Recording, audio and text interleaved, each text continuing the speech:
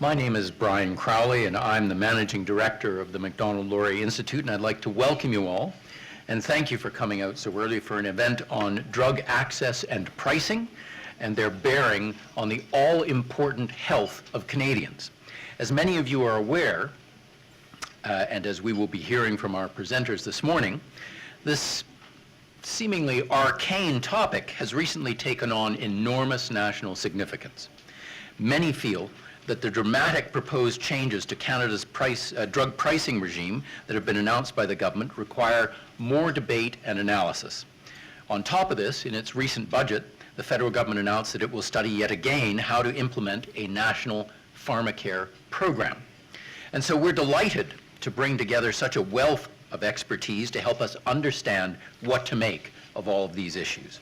I'm sure we would all agree that what's most important is that Canadians have affordable access to the latest medicines which are so vital to saving lives or preserving the quality of life of those who depend on them.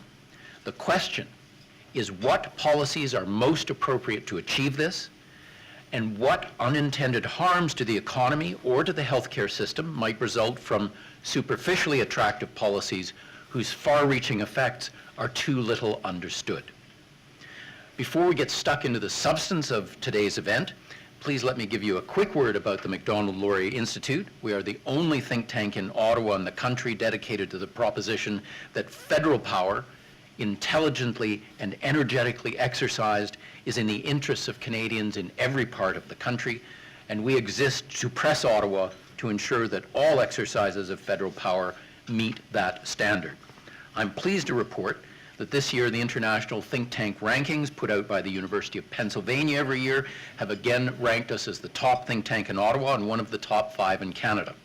These are the same rankings that in 2013 named us one of the top 3 new think tanks in the world.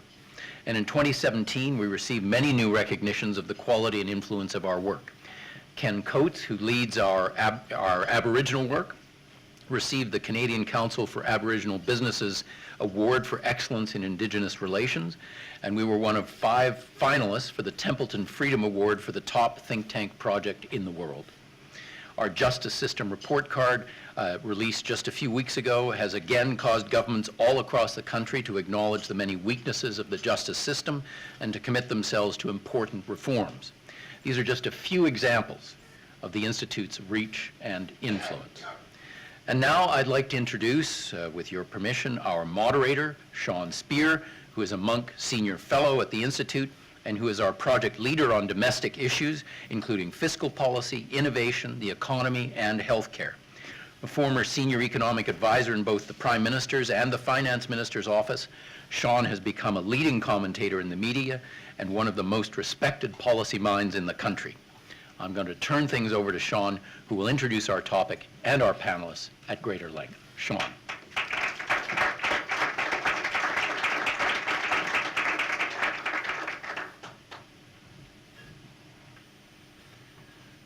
Thank you. I'm most respected policy minds in the country. I don't know if that says more about the country or... It's a very short list. Yeah, exactly. The inflated words are in lieu of salary, so I'll take them. Thank you all for being here.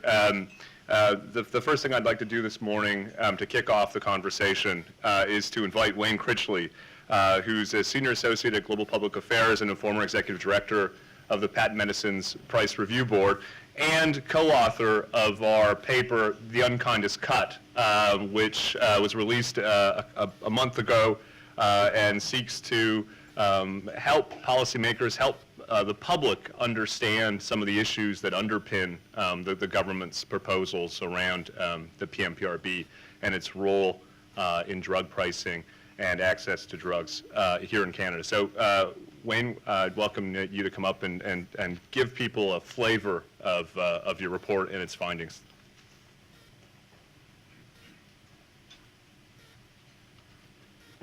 Thanks very much, Sean, and thanks, Brian, and thanks to the Macdonald-Laurier Institute for sponsoring this project and undertaking it. I think it's really important. As Brian explained, it's very timely, and it's good to have some good, informed public discussion and debate on this issue. which quite frankly, I think the history, if anyone knows of the Patent and Medicine Prices Review Board program, the history is one that is just not well known. The program is not well known, not well understood, and unfortunately that really hampers the good quality discussion that we all want to have. I'm going to just jump into things since Brian set things up so nicely to start with.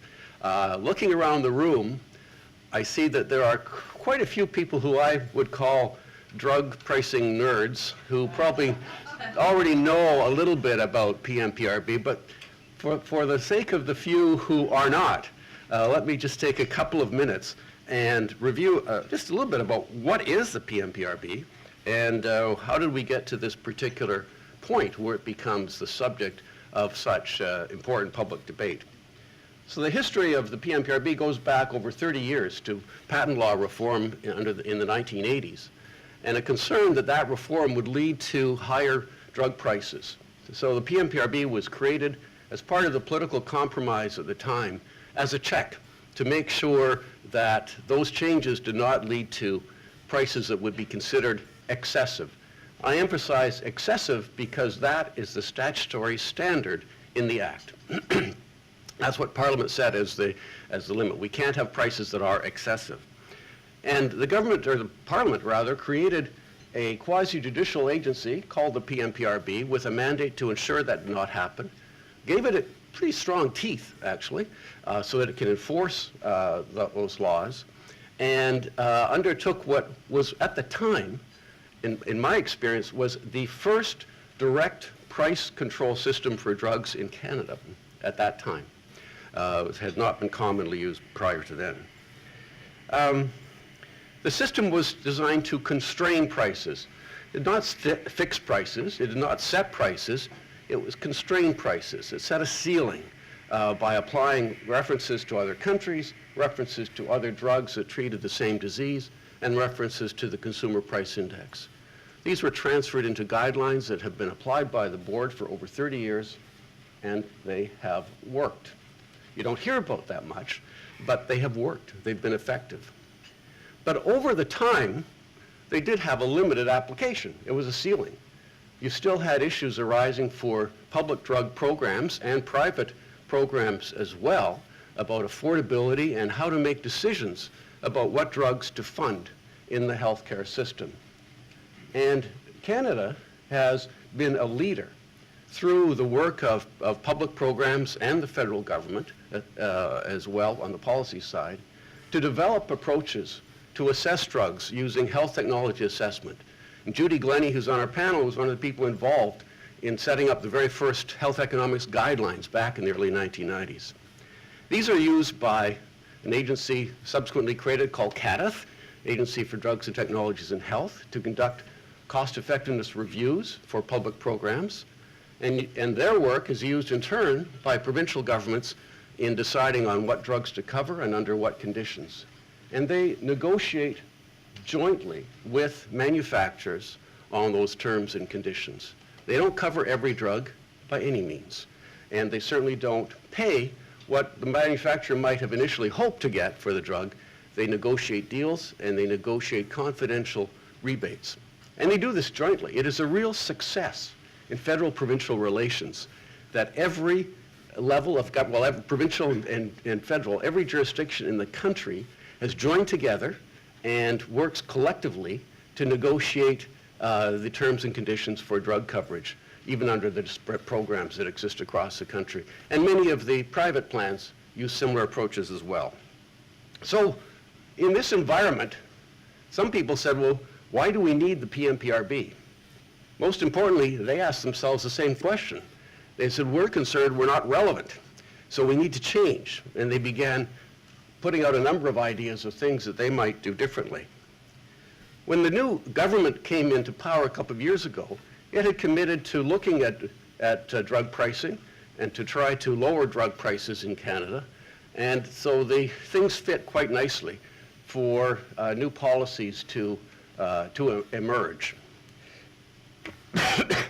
I would suggest that this argument that we need lower drug prices is a bit of a populist message. And I'll let the members of Parliament in the audience come to their own views on that, and I'd be interested in discussing with them. But to me, it's very much a populist message. Prices are too high, we're going to lower them. And there's a benefit to it as well from the federal government perspective. It's a way of helping the provincial governments control their costs and their expenditures in healthcare in a way that, for once, does not cost the federal government a penny. Everything else, the provinces want more money, increase of health transfers. But you've just come out of negotiations over federal transfers. They didn't go as well as the provinces would have liked, so you can offer them something. We'll lower drug prices for you by changing these federal regulations. And as I said earlier, it doesn't cost the federal government anything to do that. But I'm going to suggest it does cost. You don't make the kinds of changes that are being proposed without having some costs somewhere in the system. And I think that's an important part of what Richard and I were trying to get at in this article, is that we need to look at what the costs and what the trade-offs are for the benefit of lower prices that the government is pursuing through its PMPRB reform proposals. I'd like to make another bit of perhaps an editorial type comment. Looking at the justification for making these changes, we're hearing a lot of statements. Even in the RIAS on the proposed regulations, the RIAS notes that drug expenditures in Canada have been skyrocketing. They've grown from about 10% of health expenditures 50 years ago to over 16% today. Well, this is true, but it's also an extremely selective use of data. Because the fact is, the drug expenditures as a percentage of total health expenditures has not changed in the past 15 years. So that growth they're complaining about happened 20, 25, 30 years ago. It didn't happen, and it is not occurring today. In fact, expenditures as a percentage of health expenditures is not increasing at all over the last decade or so. The PMPRB puts out statements saying prices are up. Well, they did that 1 year because in some fluctuations in their data, it did show a little bit of an increase that 1 year. But since then, that's not been the case at all. And their own annual report, the most recent one for 2016, shows that once again, prices have not gone up from year to year. In fact, prices went down a little bit in 2016, in line with trends over the last 20 years. Compared to other countries, Canadian prices are in the mid-range of the other countries that we compare ourselves to, which again is not a change over the past 20 years. And when you measure it by a measure that the PMPRB has used for many years of comparing Canadian prices to the median of foreign prices, actually Canadian prices are lower than they've ever been by that particular measure, at 25% below the median of foreign prices. So statements that prices are going up are simply not backed up by the evidence of their own reports. Another issue here is that the federal reform proposals, as well-intentioned as they are focusing only on the PMPRB. Well, if you recall my very quick explanation of the entire system a little earlier, the PMPRB is one component of a very complex pricing and reimbursement system across the country that involves federal, provincial agencies, that involves provincial drug programs, and involves voluntary joint cooperation among those programs. There are many facets to it. These measures look at only one, and that's the PMPRB in isolation. There's also been, in my view, has been very limited consultation. The consultation that the government has engaged on this file has involved written papers, open then for written submissions. There have been no public multi-stakeholder consultations where people get together and you can actually hear what others are saying and challenge and question them about it. You don't know to what extent your written submissions are being considered. Last summer, I believe it was about 100 different submissions were given to the health department in response to a discussion paper from the minister. That then led to CG1 draft regulations in December, and there was no evidence that any aspect of the minister's original proposals were adjusted or changed in any way as a result of those consultations, even though we know that most of the submissions raise serious concerns about them in one or more important aspects. So the consultations have been a problem. And they also have not included, to the best of my knowledge, have not included innovation departments. So they've not looked at what's the impact on the life sciences sector of these proposed changes. What's the impact on the federal innovation strategy and innovation agenda of these changes? What's the impact on patients? I'm involved in a patient group. I'm chair of the board of the Canadian Organization for Rare Disorders, and the consultation with our group has been minimal. It's been the 2 written submissions. That's it. And it's been minimal, and we don't feel we're being heard. So I come back to, this was the problem that the government saw. The prices are too high. We made a commitment, we're going to do something about it. We need to deliver, and we'll use the PMPRB because that's the only tool that we can use unilaterally. Anything else we do, we'd have to work with provincial governments and develop some solutions jointly, and we may not be able to do that quickly. So what's the solution? Well, first is to expand regulation, toughen the rules. So we change the rules, that's one. We increase the PMPRB budget. We make it bigger, so it has more people, so it can enforce these new rules across the system. The 3 elements of the rules, I'm not going to go into them in detail, but the 3 elements that are proposed are fairly significant. The first is to change the countries that we compare ourselves to. So instead of the 7 highly industrialized countries we use today, it's proposed that we use all of the, the technical problem, it's proposed that we compare ourselves to all of the OECD countries. Actually, the proposal is not to use all of those countries in the basket, but it's designed to give the same impact and same effect as if we compared to all 35 countries in the OECD. Now, the OECD is an important organization, but it includes a lot of countries that you might not think of off the top of your head as being comparable to Canada in terms of what we aspire to, in terms of our economic performance and innovation, and in terms of our healthcare system. We're talking about countries like South Korea, Mexico, Turkey, Poland, and many others that are part of the OECD. But the minister stated that she thought, this Minister Philpott, that she thought that our prices should be in line with the median of the OECD countries, rather than the median of the 7 industrialized countries that we have been comparing to in the past. By the PMPRB's own estimates, that change alone would lead to a reduction in price levels in the range of 20 to 25%. That one change alone. But they want to go further. They want to add more economic factors that the PMPRB will take into account. And these factors include budget impact, pharmacoeconomics, and affordability. These factors are currently used by the public drug programs and private programs, for that matter. They're currently used. That's what HTA and CADITH, that's what they're all about. Budget impact, that's what PCPA is all about, the joint federal-provincial negotiating body. That's what they deal with. They deal with whether they can afford to cover a new drug as part of their thing. But the government has proposed that the PMPRB will also do that analysis as well. And that raises a couple of important questions. One is it's sheer duplication. Why do you need 2 bodies doing the same thing? The other is it's inevitable that there will be conflict.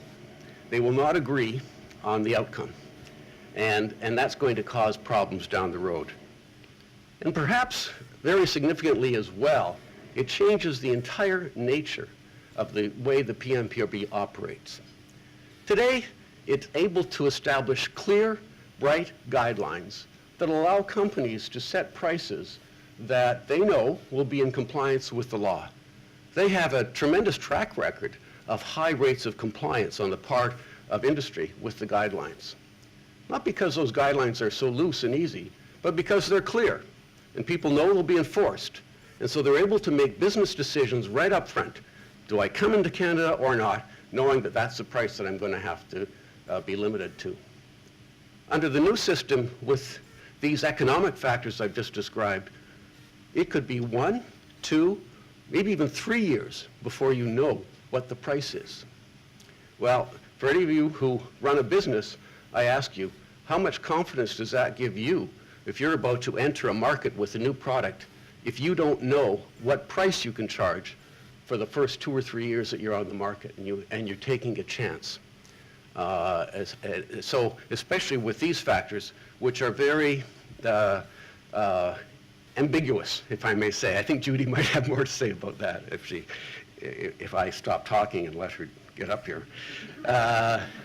There are elements, and I'm not going to get into the rest of them, but there are other elements of the proposals and their impact, but that's part of it. Yes, impact. What will be the impact of these proposals? Well, I mentioned earlier on, just the change in the countries is intended to have a 20-25% drop in prices and therefore a drop in revenues for manufacturers. But we see conflicting numbers in terms of estimates that are used.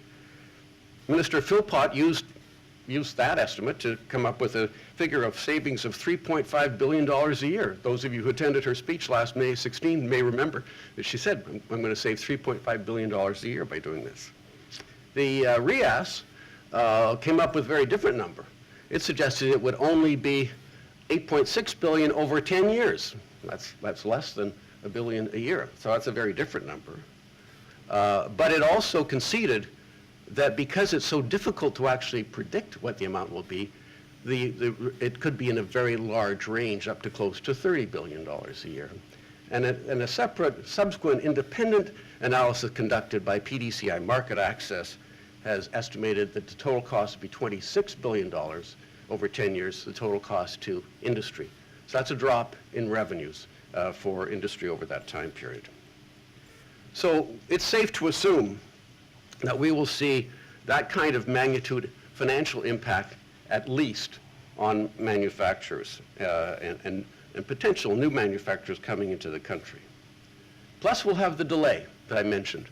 And to me that's a very significant and perhaps understated impact from these proposals. A delay of not knowing the rules and not knowing what you're going to be able to charge in the market. How is that going to affect your business decision when you're trying to decide whether to come and bring a product to Canada? Another thing that really troubles me a lot is the PMPRB assumes that it's going to go to court more often. It's not had to go to court very often because, as I said earlier, there's high rates of compliance. But the last federal budget, 2017, provided extra money for the PMPRB for the coming years to handle the increase in legal costs that's expected to have because of increased legal disputes over the application of these new rules.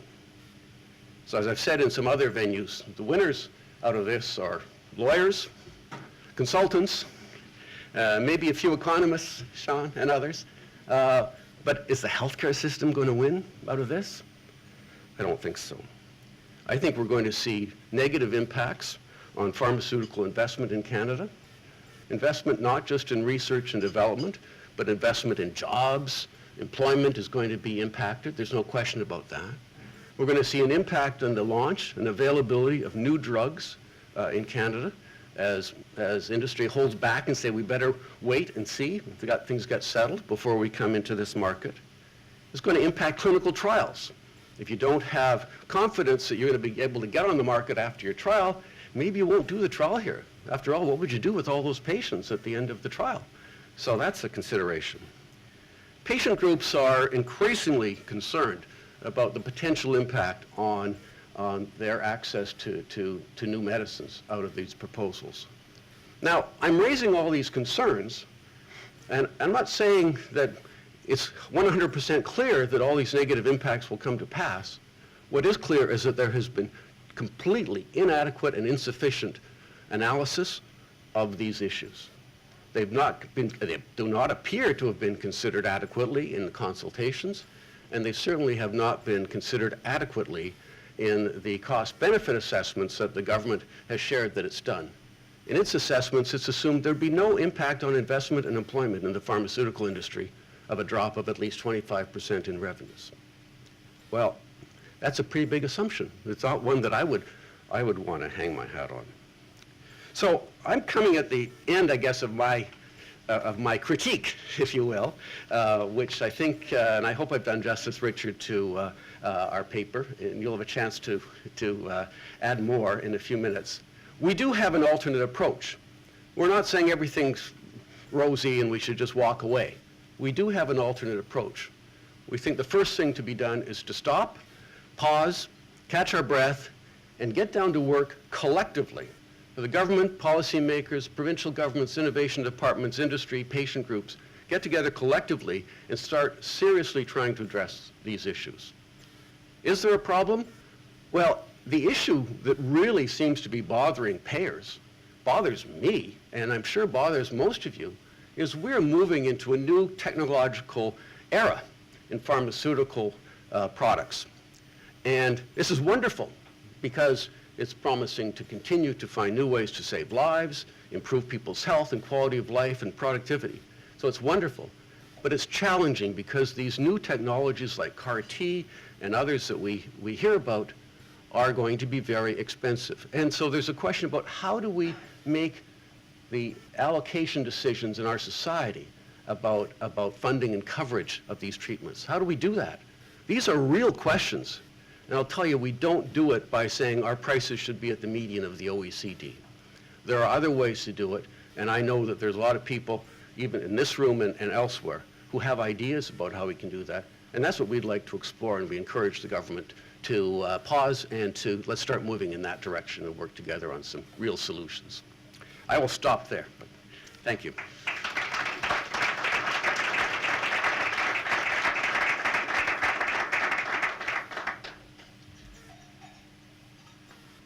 Thanks, Wayne. Thanks for that, I think, comprehensive summary of our report, some of its findings, and I think real food for thought for policymakers. You raised two issues that I think will hopefully be common throughout a lot of today's discussion. The first is the question of trade-offs, which I think is terribly important for policymakers to think about. Of course, affordability is something that we can all agree on. Similarly, questions around access is something we can all agree upon, but we need to place that in a broader context. And I think that's the conversation that we'll have today, and as you say, needs to be had before any policy changes are finalized. The second is around solutions. The Macdonald-Laurier Institute is not in the business of problem identification. We're in the business of solutions. And so I hope what you'll hear today is not just a critique of the government's policy, but rather a constructive contribution to how to think about making improvements that walk a careful line between these various considerations and trade-offs. But before we get to that, I can tell you, in my experience in the Prime Minister's office, one thing that was often difficult when dealing with these types of issues that involve various trade-offs is a clear understanding of the potential impacts. You'd have various groups come in from opposing sides and warn that any policy choice would involve the sky falling one way or the other, and it was difficult to try to place those competing perspectives in the policy decision-making process. And we have, I'm pleased to report, we have Bob Finney, the head of North American Government Affairs and Policy at Ipsen, in an international pharmaceutical company, to provide some personal perspective, institutional perspective on how these types of changes are not affecting decision-making in his firm in the abstract or at a conceptual level, but in a real practical level. I think that's the kind of perspective, concrete perspective, that policymakers need as they reason through some of these, as Wayne says, pretty fundamental questions. And so with that, I welcome Bob to come up and to share his experience and his company's thinking as it grapples with grapples with questions around investment, product mandates, and so on. Thank you.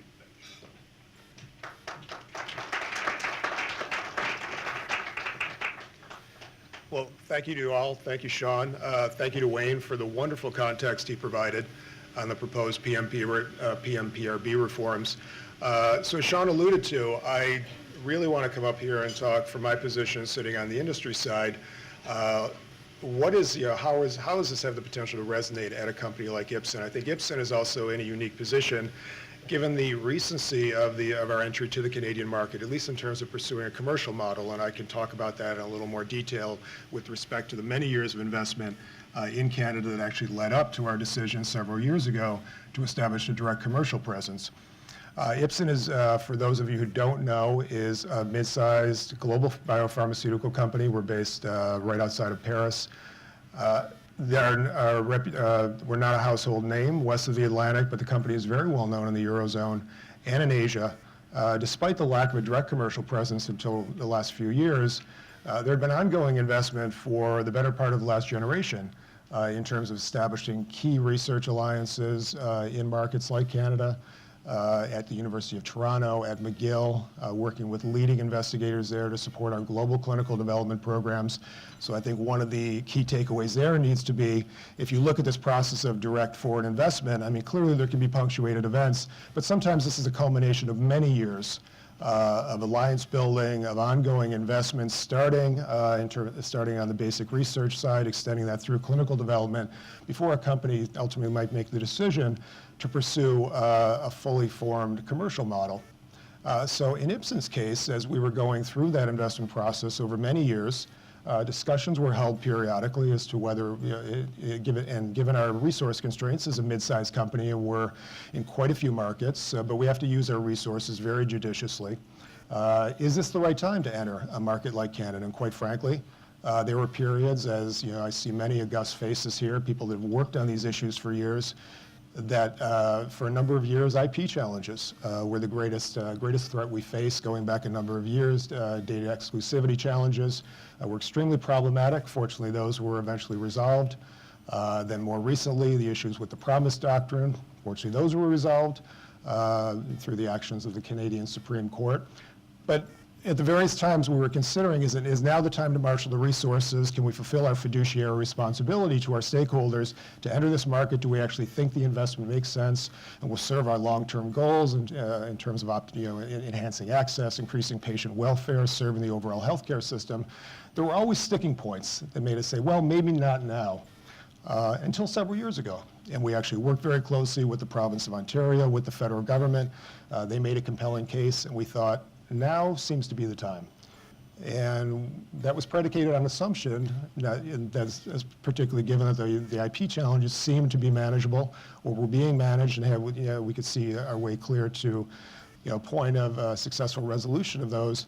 And we thought, as particularly given the technologies that we sought to bring to market in the areas of oncology, neurology, rare disorders, that we were dealing with a reasonable and quite attractive market for access and reimbursement. The reality is if these PMPRB reforms were known, or we could have anticipated at that time, we may have come to a very different decision in terms of our desire and willingness to enter the Canadian market, and that's the cold reality.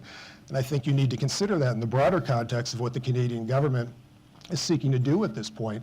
And Minister Baines and his team have been very vocal about their desire to make Canada a hub of innovation across multiple sectors, and I think that's a very, very, very noble and necessary goal for any country that seeks to have a first world economy and attract direct foreign investment from multinationals like ours.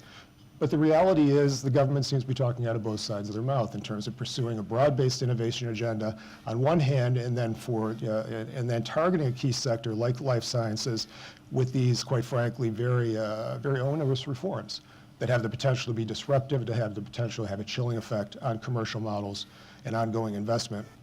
So with respect to that, let me make clear, Ipsen will, now that we're in the Canadian market, we will not withdraw. I just wanted to make clear that we may have never entered, and companies following us may come to a very different decision than we did. But we are here, we're committed to the market, but we may have to adjust our models, and our peers may have to adjust their models as well. Well, how might that manifest itself? Well, for example, if you look at commercial models, companies may seek to mitigate their risk and investment. Well, what would that mean? That might mean things, instead of pursuing, at least in the near to midterm, a full regulatory submission with Health Canada, they may decide that allowing a product on the market through the Special Access Program might be sufficient. That's not ideal, That's done outside of formal reimbursement mechanisms. Companies obviously have to manage that very judiciously, but that could be one potential option. That does not bode well for long-term access. We know people that study this very closely. I see Pamela Freilich here from IMC. IMC has reams of data in this area. We've seen persistent and growing challenges in recent years in terms of delays from time of notice of compliance from Health Canada for new technologies to when we reach a situation where we have robust and adequate coverage and reimbursement. These reforms, quite frankly, only have the potential to exacerbate that, particularly in key areas like oncology. More generally speaking, what might we be, should we be anticipating in terms of the impact on R&D models?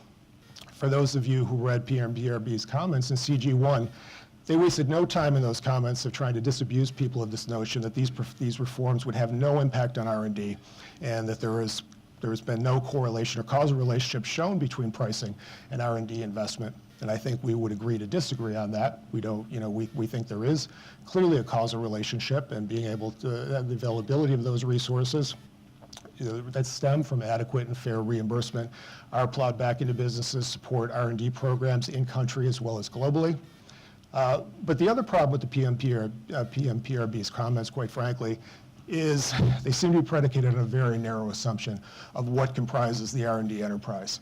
So as critically important as basic discovery and clinical research is, and they are, to be sure, R&D needs to be considered much more broadly. And what do I mean by that?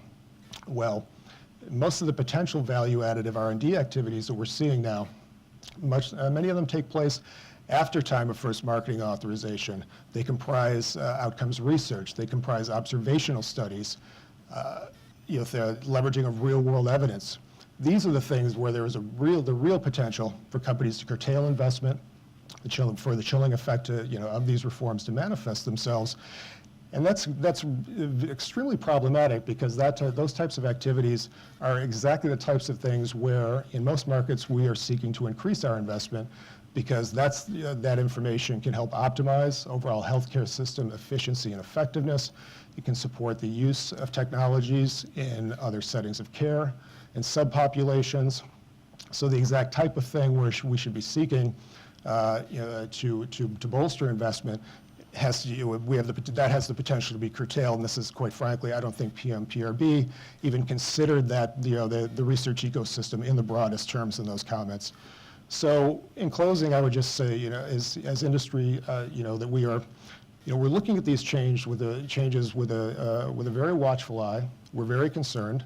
It's naive to assume that there will be no effects from it. The government is seeing the potential savings in terms of their drug budget, and Wayne alluded to the fact that those savings, it's not even clear what those potential savings would be. But we would argue any savings that might be realized, the full ramifications in terms of patient access, disruptive potential to commercial models, and long-term effect on key research activities is not being adequately considered, if at all.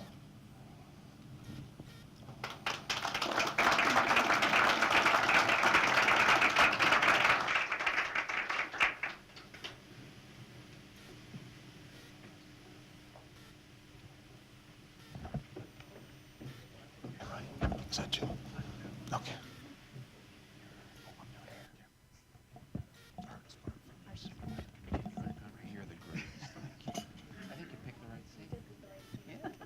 Well, thank you for that. And so for the rest of the program, we're going to have a conversation that includes Wayne and Bob, but brings some other voices in as well.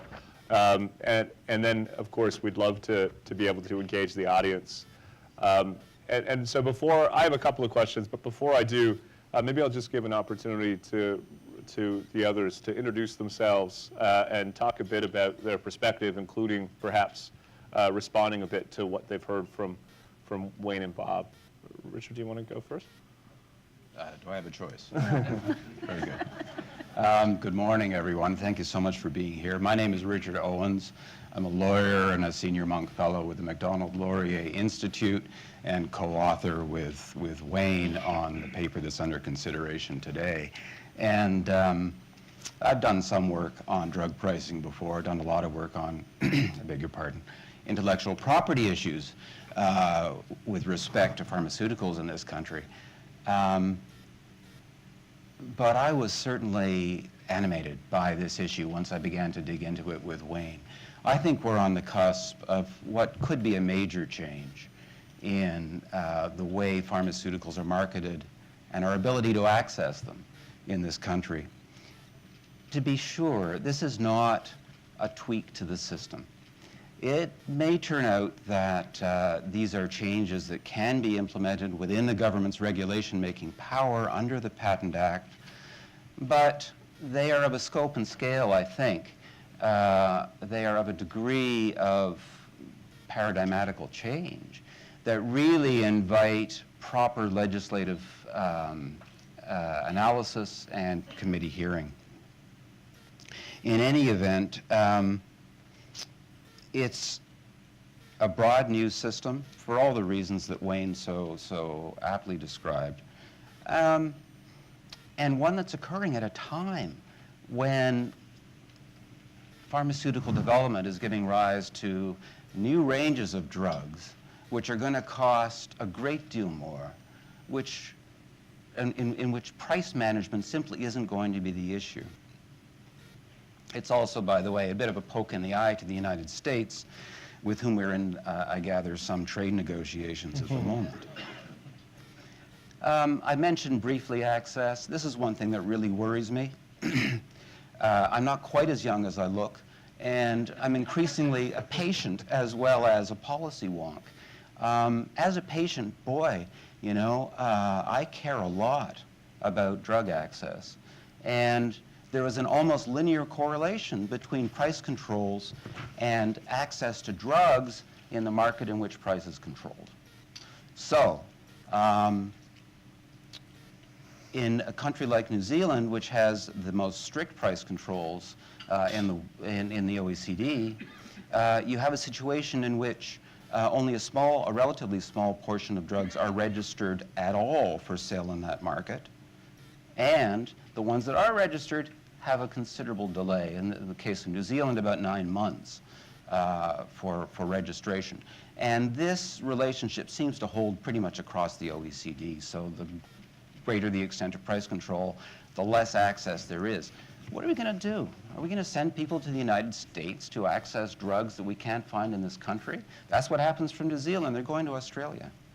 I don't think we want that. I certainly don't want that. And we're doing this in the face of, as again Wayne so aptly described, a situation which isn't clamoring for change, a situation where pricing is working pretty well. So why, in a country which purports to prize innovation, would we transfer, again, the figures are a little bit in dispute, but something like $3.5 billion out of the pharmaceutical economy to subsidize access in this country and fail to gain access in the process? It really doesn't make sense. Why should the drug industry be the one to subsidize access? Finally,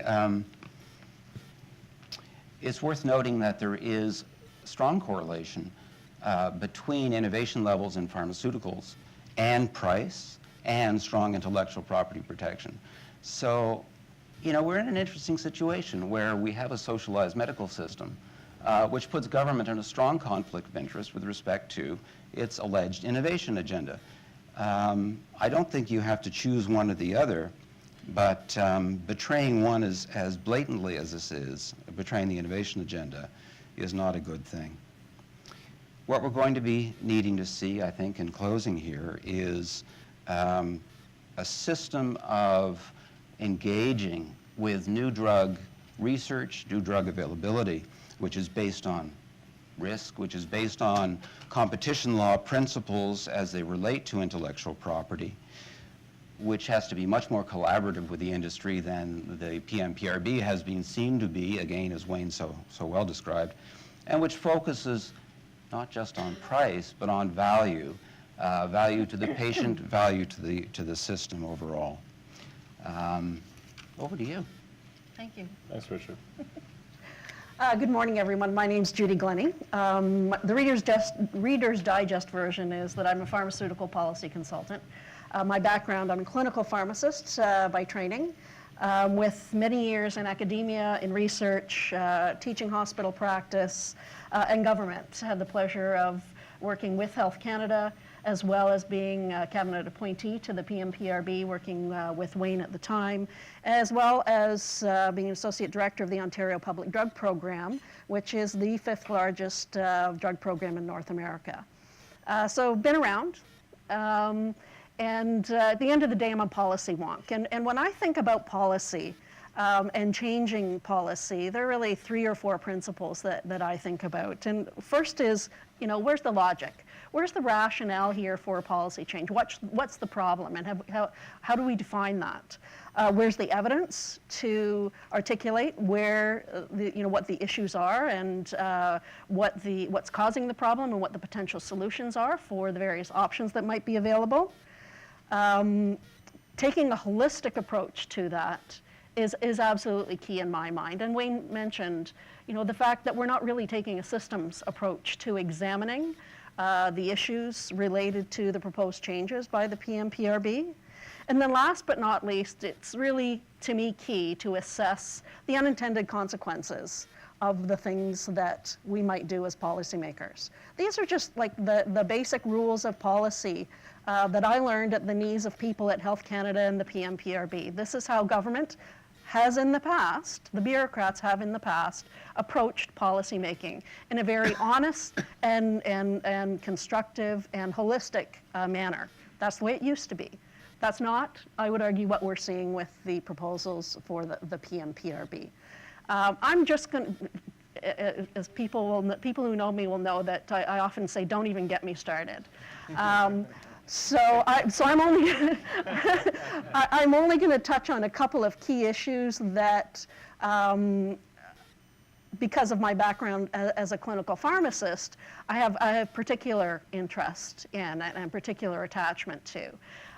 Those 2 issues relate obviously to patient access, and one of the areas that have been mentioned is the issue of clinical trials, and clinical trials coming to Canada, being at risk, et cetera, et cetera. So just a few facts. Many of you will know that Canada is 2% of the world market.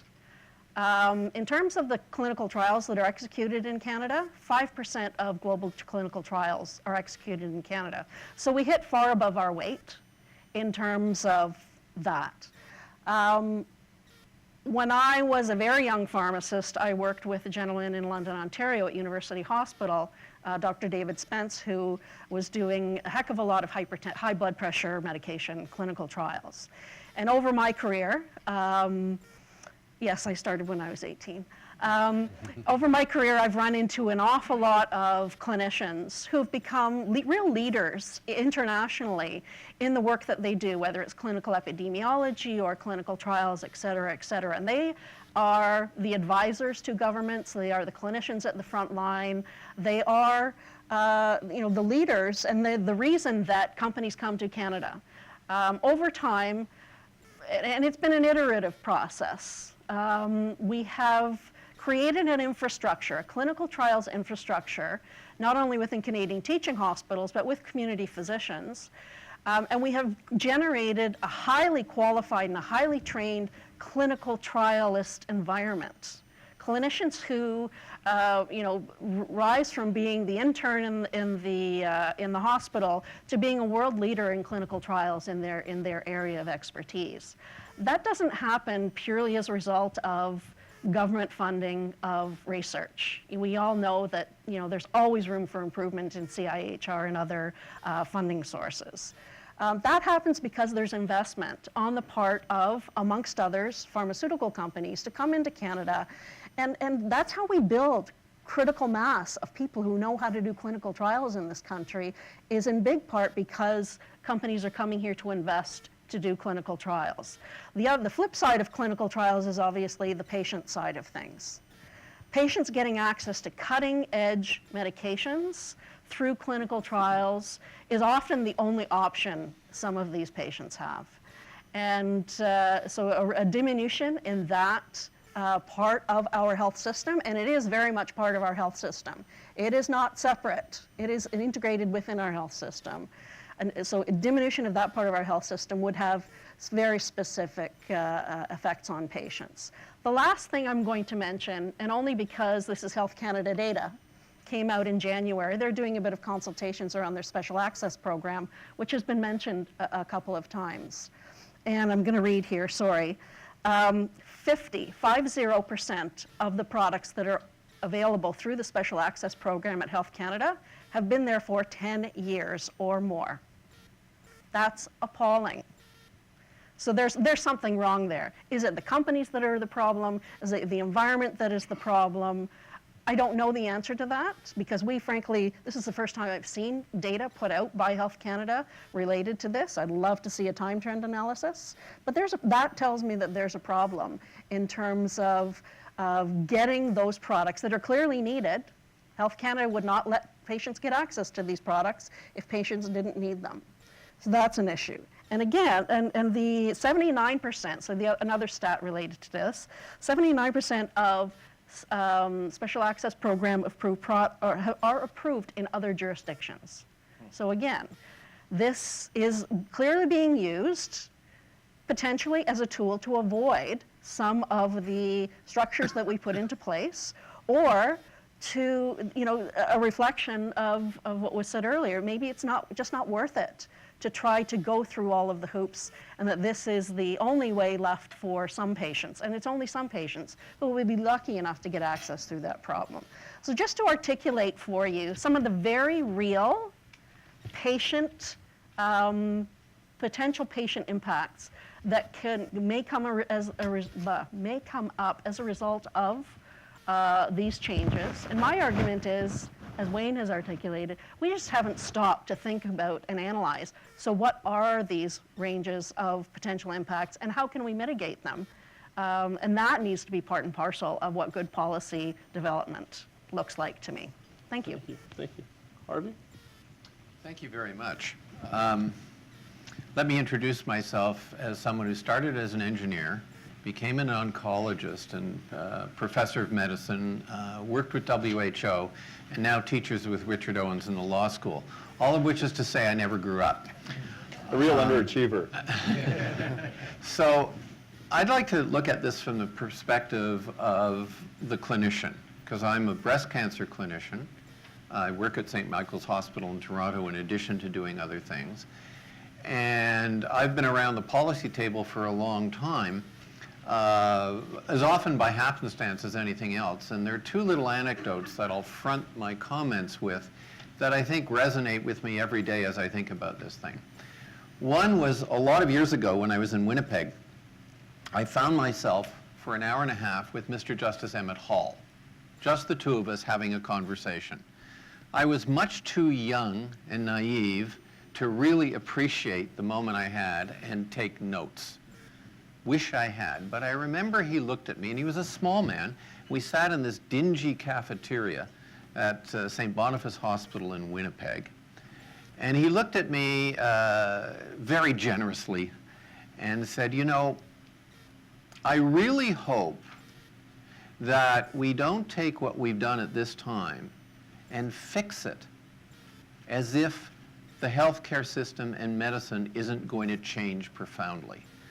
There are some fundamental principles about access to care that all this is about, and our solutions for today clearly will not be the solutions for the future.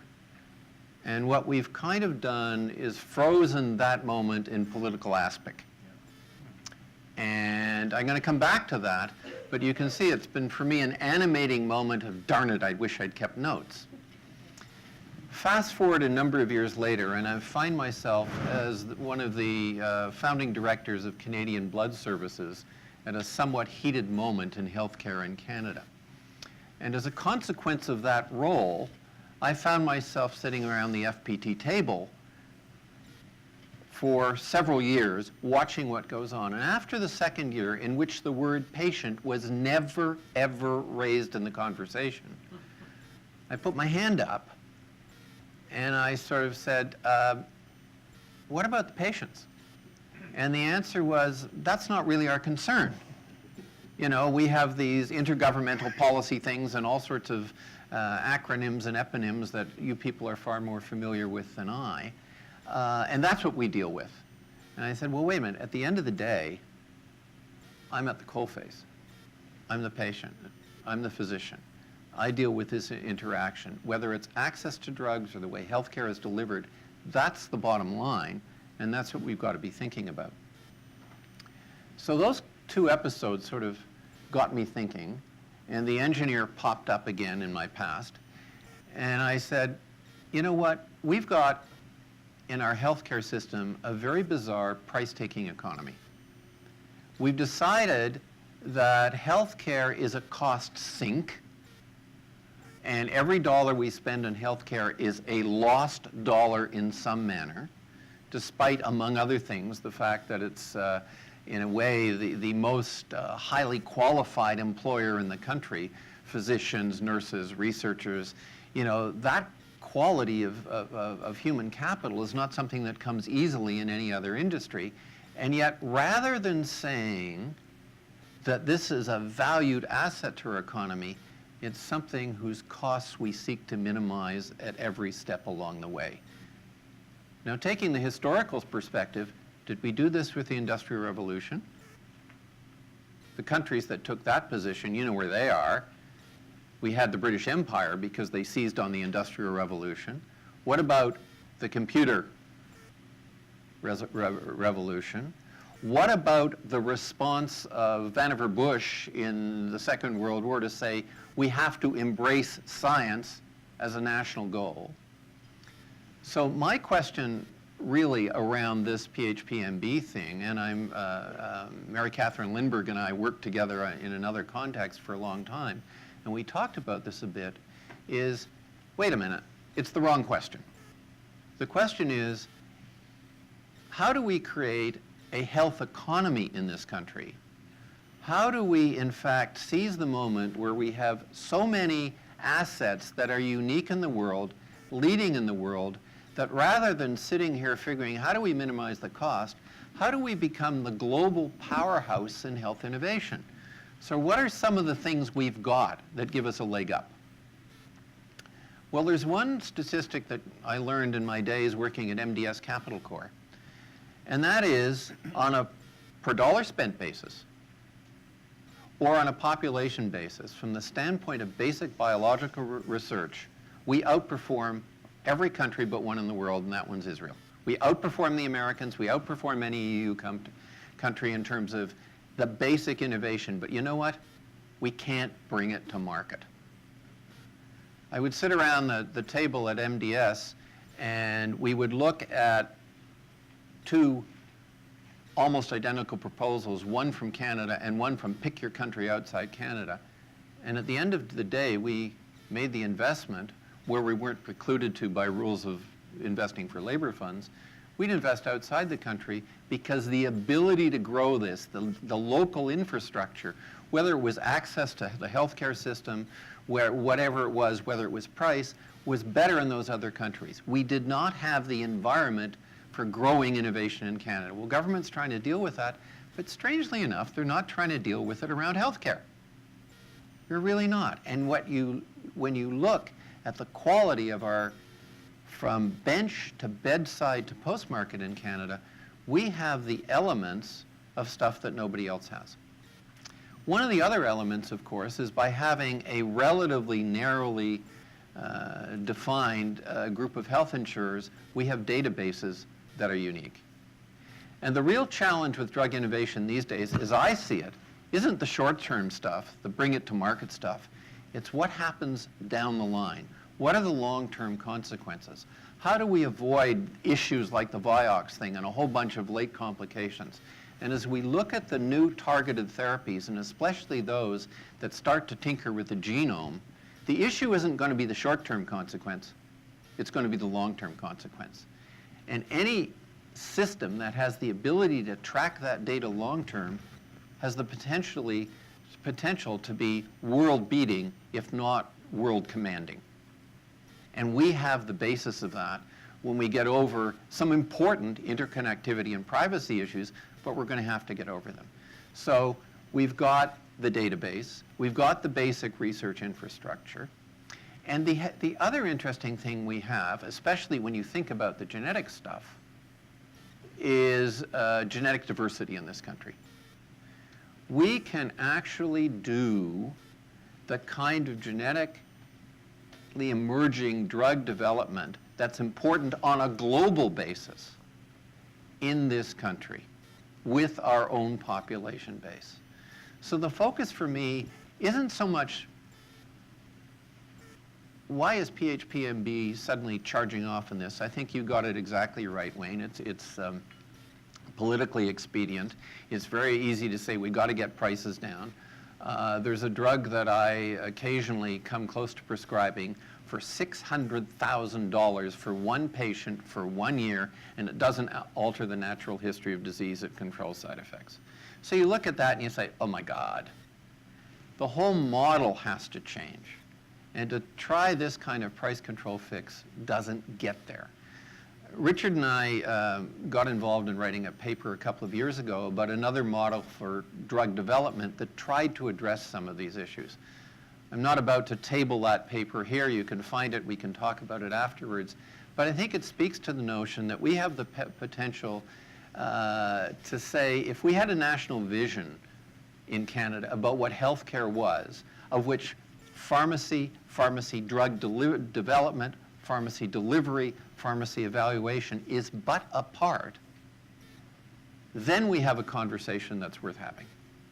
And that's the piece that I'd like to add to this discussion.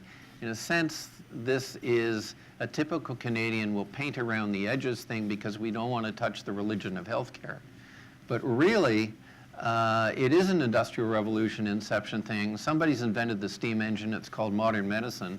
Unless you get in there and are designing the entire economic system and thinking about it around those terms, and you want to be an innovator, welcome to Albania. And I'll leave my comments at that. In Albania. I think we'll get to questions from the floor right away. If people just want to raise their hands, we have a mic going around the room. Maybe just as I wait for people, if I can just ask a kind of two-pronged question, feel free to address any aspect of it. The first is, one of the common themes in many of your contributions today is that there is a need to think big about the system. I really like the description of the system as frozen. I think there's really something to that. And as we deal with new technologies and how they interact with the current model of insurance and financing, we're seeing real perversities, including decisions that are taken based on the insurance model as opposed to the best medical outcomes. So I don't want to leave people with the impression that we think that we are on stage giving 3 cheers for the status quo. It's just that this is not the way to go about structural reform. And so, one, I'd be interested in anyone's thoughts or comments on how to think bigger along the lines of Dr. Schipper's comments. And secondly, one thing I think you've heard is this question of trade-offs. Very few policy cases don't involve trade-offs. And there's a case to be made, and the government's implicitly making it, that affordability is the principal objective and other trade-offs or other considerations are be damned.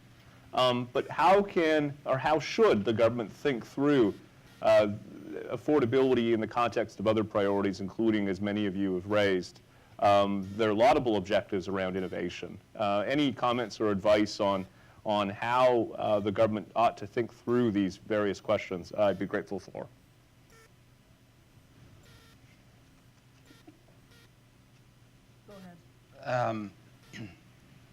So I think, first of all, on the first part of your question, entirely agree with Professor Schipper.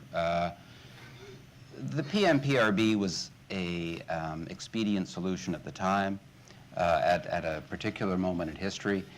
There's no reason that it should be that it should be the answer forever, and I think a much bigger rethink is indeed due.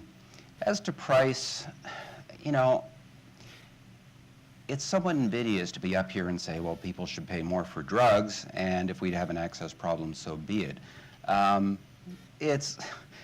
mean, how many commercial transactions do we have to factor in people's deaths?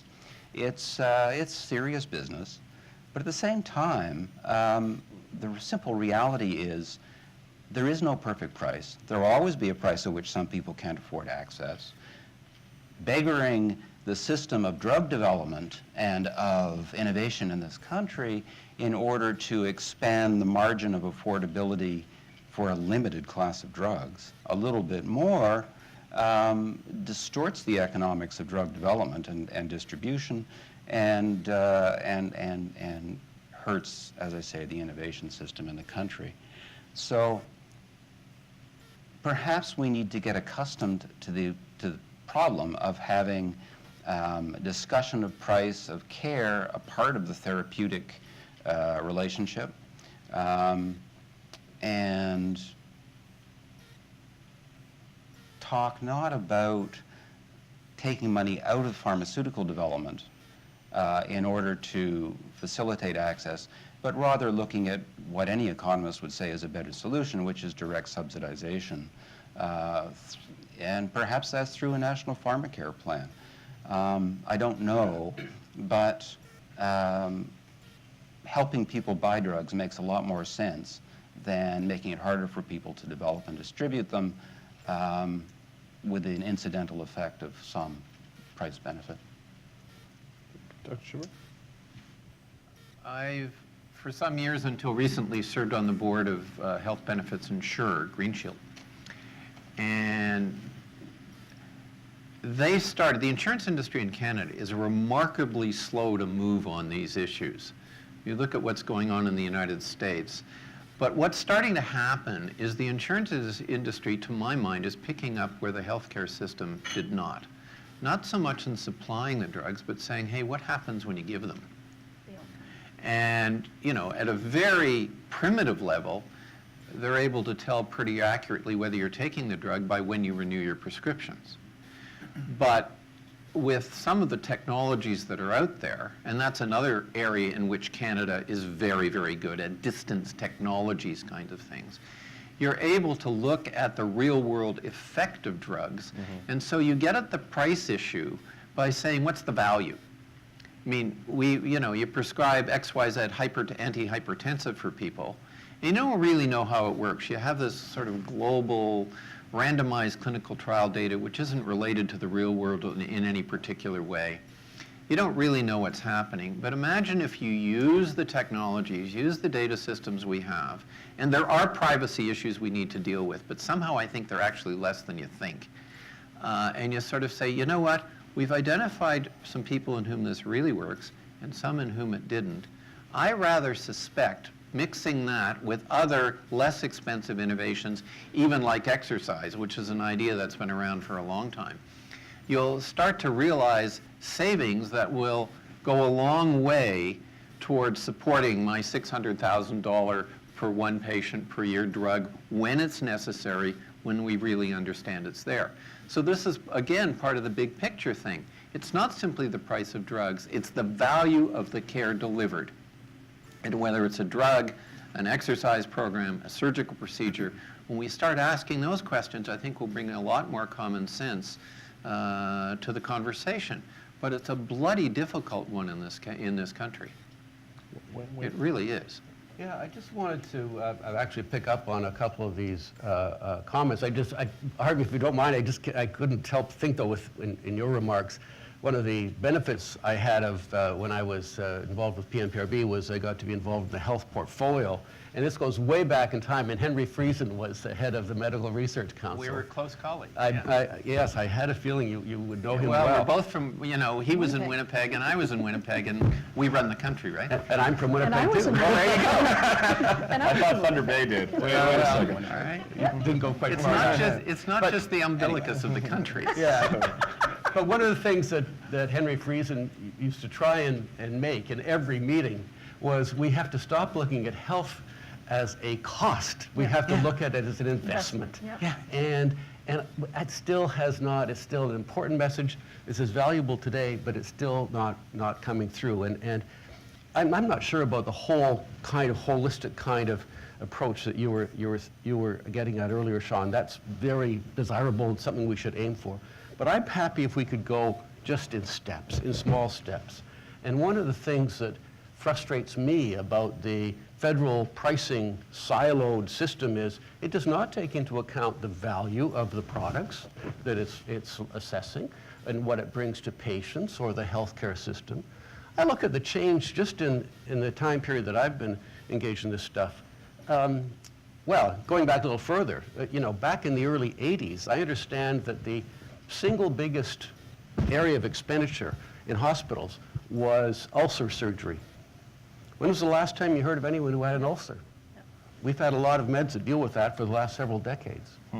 Back in the 80s, HIV was a death sentence.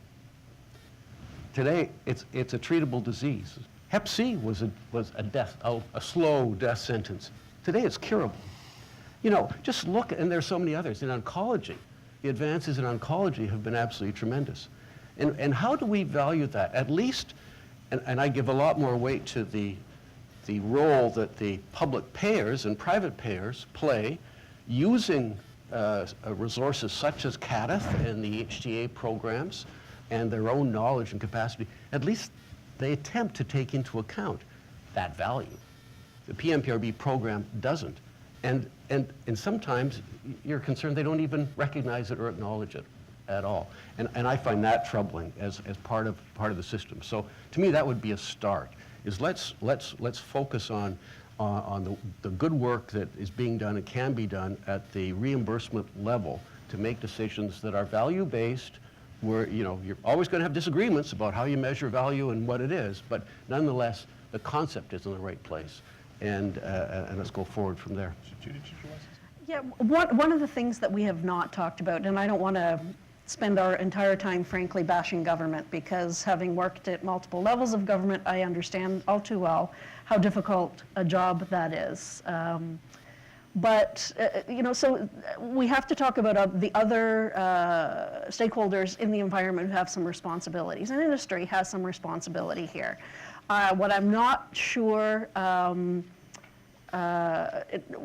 one of the challenges is it's very difficult, having worked in industry, it's very difficult for Canadian operating company to create change. I think there is, and hopefully we see with the value-based insurance design discussions that are happening in the U.S., et cetera, which are frankly Canada, just a different name. We start to see more globally companies starting to re-examine how they price, because there are some issues. I know there's wasted money outside of research and development in pharma. I know for a fact. Been there, seen it. So industry has to take some responsibility as well. But again, this goes back to government needs to understand that dynamic and the fact that that dynamic happens on a global level. It's not just Canadian operating companies that can address this issue, but they can certainly promote these issues within their own companies and at a global level with other companies. So let's not, I just really don't want everybody to walk out the door and say that government is the only problem here. Agreed. Do we have a question here? Oh, sorry. Hello. Hi, thanks very much. Pamela Freilich, President at Innovative Medicines Canada. Thank you all very much for your comments. We're most appreciative. I'm almost tempted to say, is this being recorded? It almost feels like a dream panel, because you're raising so many of the issues that are of concern to my members. And I still do make reference to the fact I come from the health sector myself, most recently CEO at the Canadian Cancer Society, very, very connected to the patient voice that we're speaking about. So I have a very simple question for you today, though, because I'm hearing a tremendous amount of agreement that none of us are proposing to accept the status quo. There does need to be change, as a first point. We also seem to be in agreement that the proposed changes are the greatest that have come along, frankly, in more than a generation. It's 30 years. This is huge. And I'm also hearing a common message that what is being proposed has some problematic areas. We can do better.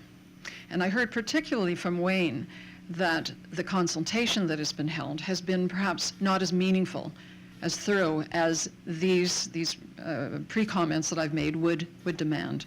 That if we're making this big of a change, when we all agree that change is needed, should we not be doing this in a more thoughtful way? Health Canada has a mandate letter. They have a process in place. They have very clear ideas on where they feel this should go. And it feels as though not much is going to stop that. So my question to the panel, given that, as I say, we're all in agreement that we do need change, not the status quo, big change, how do we get Health Canada's or the government's attention to have a more meaningful dialogue and take advantage of the solutions that you're all talking about and many in this room have? Bob, do you want to comment on that first, especially since, as I said earlier, I can tell you that as policymakers are grappling with these questions, and as Wayne said in his presentation, there are various perspectives on these issues. There's even various interpretations of the data on these issues. It can become difficult to make judgments about the magnitude of the trade-offs and so on. And I think one of the powerful aspects of Bob's presentation is he's bringing a really concrete point of view to the table. And it's hard for policymakers to neglect that because it's real. It's not in dispute. And so maybe, do you want to elaborate on how people in the room, many of whom will spend the next several months thinking and working on this file, might be able to bring these various perspectives to bear to try to inform a better, more holistic policy response from Ottawa, and of course from the other levels of government as we deal with these various pieces, including pharmacare, the PMPRB regulations, the ongoing NAFTA negotiations, and so on. I'd be happy to, Sean. And this, maybe I'll just, start up, building upon what you said, Harvey and Wayne. In an environment where you're confronted with supposedly capricious pricing because potentially benefit and value isn't necessarily recognized or agreed to across a range of stakeholders, should the question be capricious price cuts in that same environment? And we would argue no.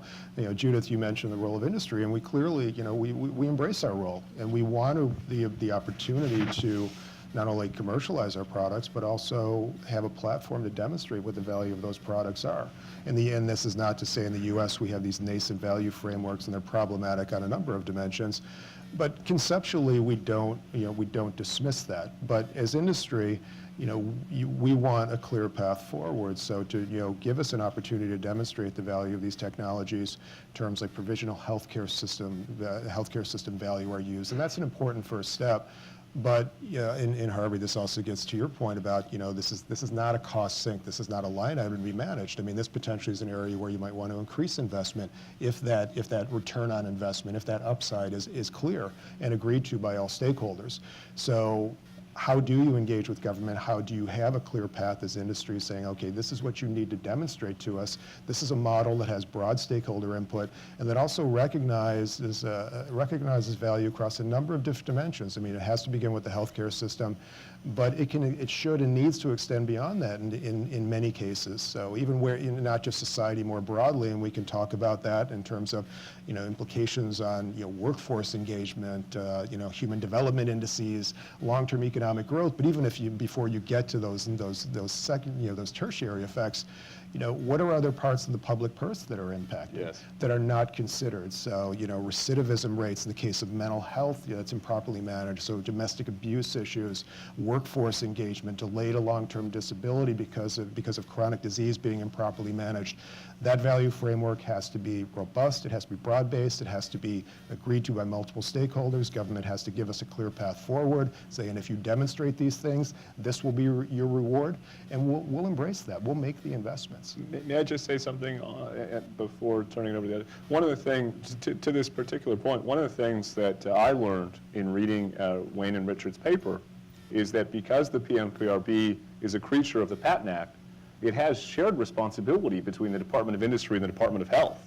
And yet this, of course, has been a policy file that's been driven primarily or even exclusively by the Department of Health. So I think part of that answer may be engaging Department of Industry and saying, this is part of your file. You have a responsibility to be engaged on these decisions because of this shared responsibility and because the extent to which it touches on your overall agenda, your overall mandate. Hopefully that can be a way to broaden the conversation. And it seems to me, to date, Department of Industry has been largely absent from this conversation, in spite of both its policy, but even its functional or legal responsibility here. And I think that's one way to get at the question and speak to some of the issues that Bob raises. Any other comments or feedback? Just picking up on the theme of consultation, there was a time at the federal government level where the expectation upon you as a bureaucrat was to get out there and to talk to people. And poor people like Ian Shugart running around the country getting beaten up by stakeholders at meetings.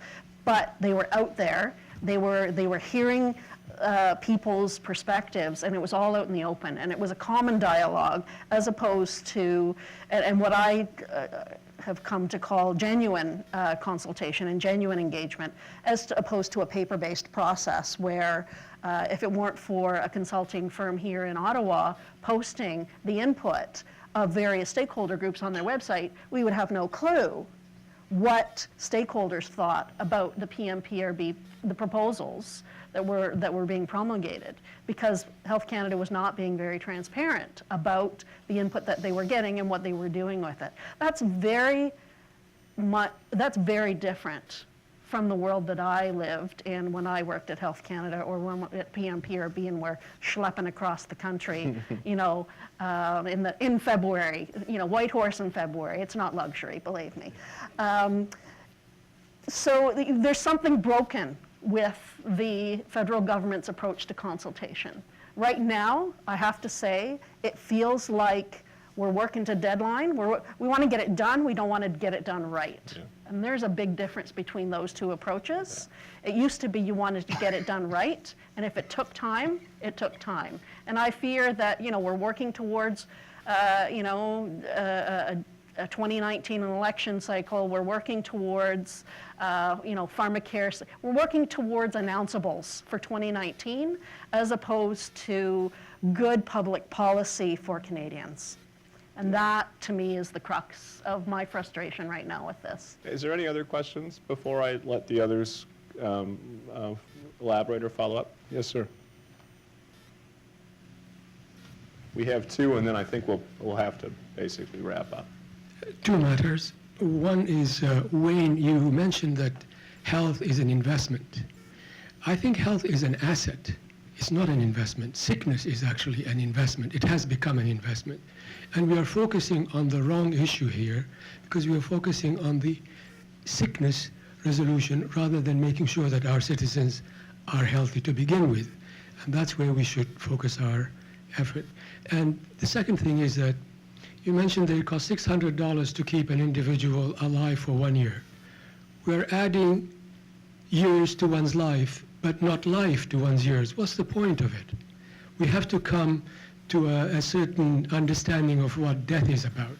If a car is coming to its final years, why keep it running when we can just pitch it and get a new one? And the same thing with the body. We can pitch the body and get a new one. There is such a thing called reincarnation, but I don't suppose I don't suppose you guys would agree with that. Maybe that's the basis of the government's policy. That'll make for creative communications. We have a question here. Sure, it's Bill Dempster, 360 Public Affairs, and great panel. And this might be a good way to end things up too. I owe you then. Sure. The recent budget announcement about the creation of a national council for the creation of national pharmacare. Do you see that opportunity as the going forward, consideration of the PMPRB in the broader system of how pharmacare actually works in Canada?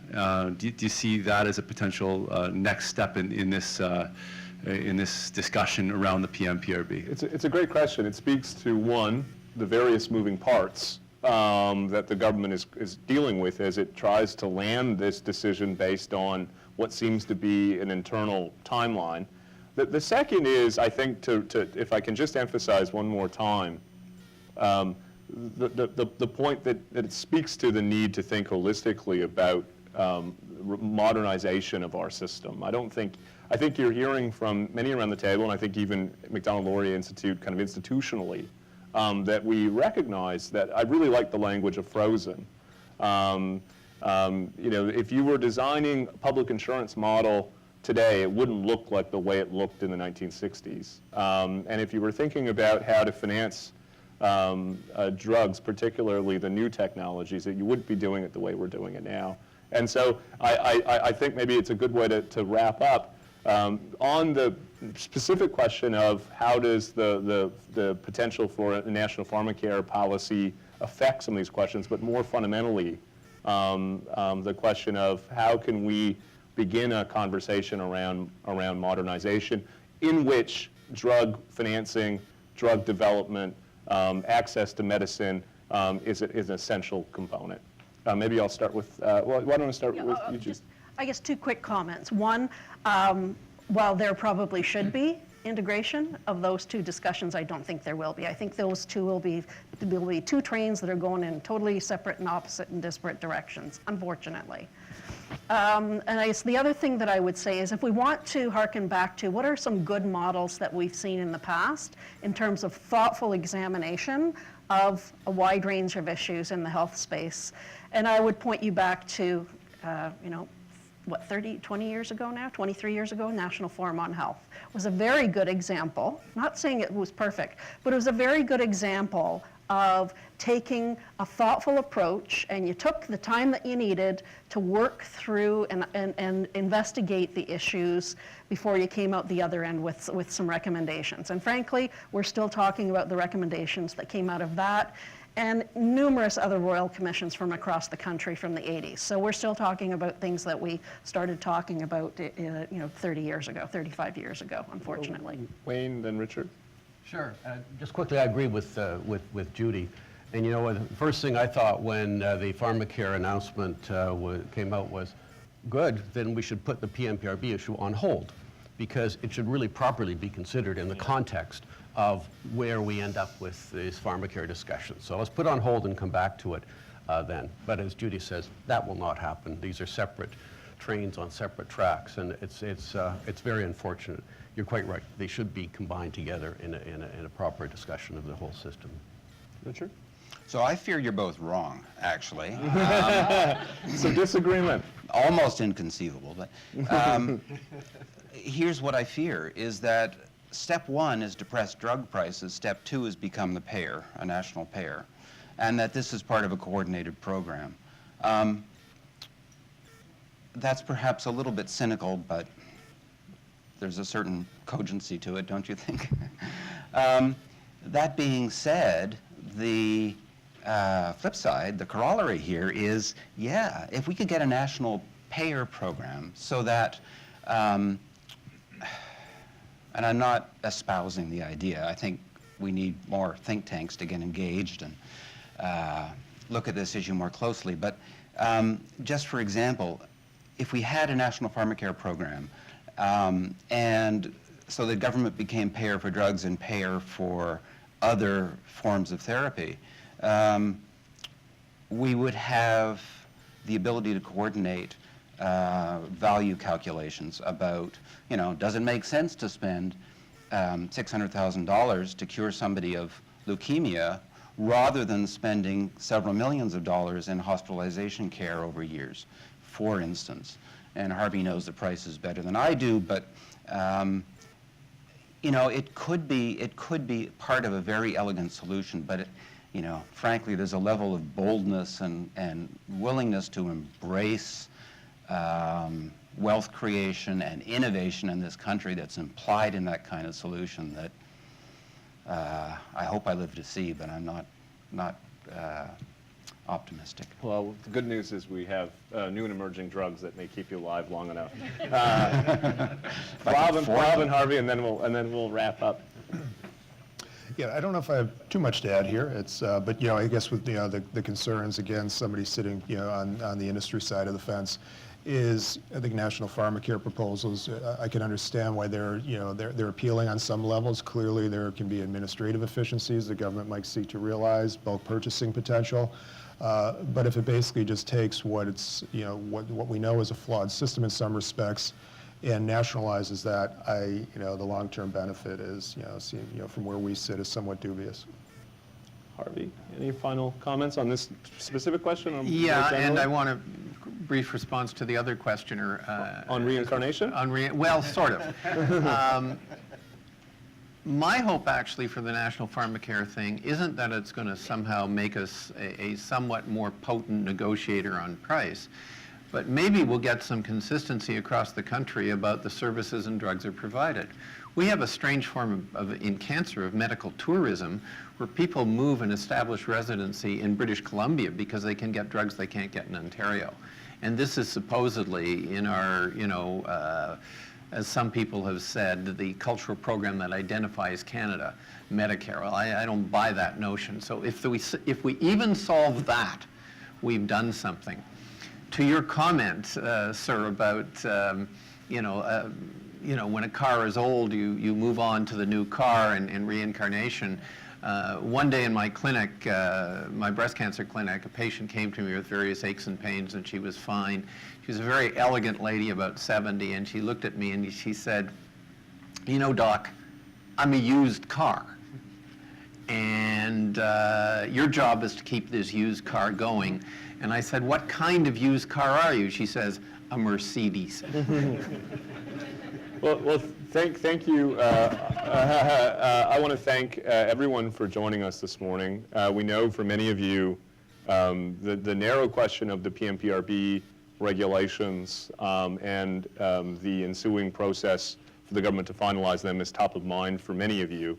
I hope as you're thinking about your engagement over the next several months, today's discussion and the paper that Wayne and Richard wrote and that we were so proud to publish at the Macdonald-Laurier Institute helps you in your thinking and your advocacy.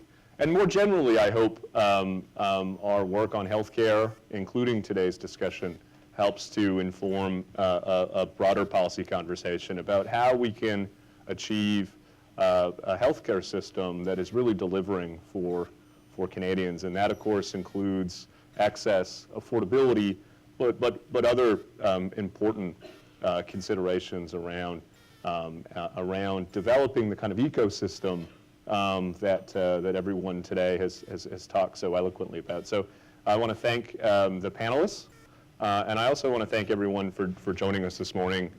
It's through these types of venues that the Macdonald-Laurier Institute is able to get its ideas off its website and into the minds of leading policy thinkers and policy advocates in the country. And at the end of the day, that's our principal responsibility. And so we're grateful for the chance to be able to share our ideas with you here today. Thank you very much.